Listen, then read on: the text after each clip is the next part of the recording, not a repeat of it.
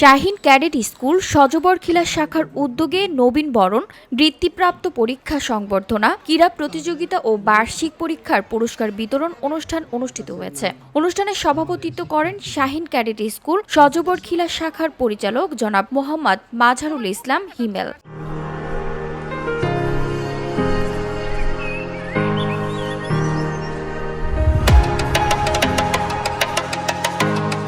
প্রধান অতিথি হিসেবে উপস্থিত ছিলেন শাহীন স্কুল ময়মনসিংহ শাখার পরিচালক জনাব মোহাম্মদ শহীদুজ্জামান। বিশেষ অতিথি হিসেবে উপস্থিত ছিলেন চন্দ্রকোনা ডিগ্রি কলেজ নকলা শেরপুরের প্রভাষক জনাব মোহাম্মদ ইমরুল হাসান এবং শেরপুর শাখার পরিচালক জনাব মোহাম্মদ আনোয়ার হোসেন। অনুষ্ঠানে প্রথম থেকে পঞ্চম শ্রেণী পর্যন্ত মোট 250 জন বৃত্তিপ্রাপ্ত শিক্ষার্থীর মাঝে নগদ অর্থ প্রদান করা হয়। মেধা তালিকায় পঞ্চম শ্রেণী থেকে প্রথম স্থান অধিকারী একজন শিক্ষার্থীকে একটি কম্পিউটার সেট প্রদান করা হয়। এছাড়া প্রথম থেকে পঞ্চম শ্রেণীর প্রতিটি শ্রেণীর প্রথম স্থান অধিকারী শিক্ষার্থীকে 5,000 টাকা করে পুরস্কার দেওয়া হয়। এছাড়া দ্বিতীয় স্থান অধিকারীদের 3,000 টাকা, তৃতীয় স্থান অধিকারীদের 1,000 টাকা এবং চতুর্থ স্থান অধিকারীদের 500 টাকা করে পুরস্কার প্রদান করা হয়।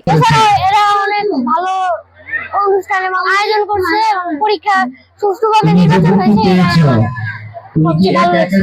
আসলে আনন্দিত এবং গর্বিত যে এরকম প্রতিষ্ঠান আসলে দরকার, আমাদের বাচ্চাদের মেধা বিকাশে সহায়তা করে।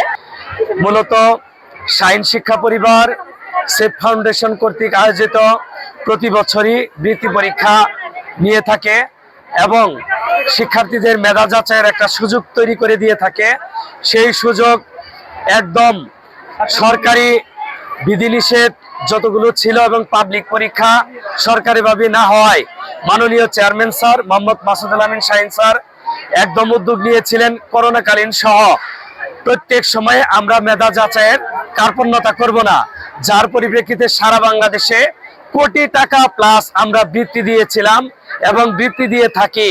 ভবিষ্যতেও চেয়ারম্যান স্যারের এই অনুপ্রেরণা সকল শাহীন শিক্ষা পরিবারের অভিভাবকদের জন্য পাথেয় থাকবে। অনুষ্ঠানে বৃত্তিপ্রাপ্ত সকল শিক্ষার্থী, শিক্ষক শিক্ষার্থীদের ক্রেস্ট প্রদান করা হয়। পাশাপাশি বার্ষিক ক্রীড়া প্রতিযোগিতায় বিজয়ী শিক্ষার্থীদের মাঝে পুরস্কার বিতরণ এবং বার্ষিক ফলাফলের ভিত্তিতে শিক্ষার্থীদের সার্টিফিকেট প্রদান করা হয়। VOD Bangla news desk.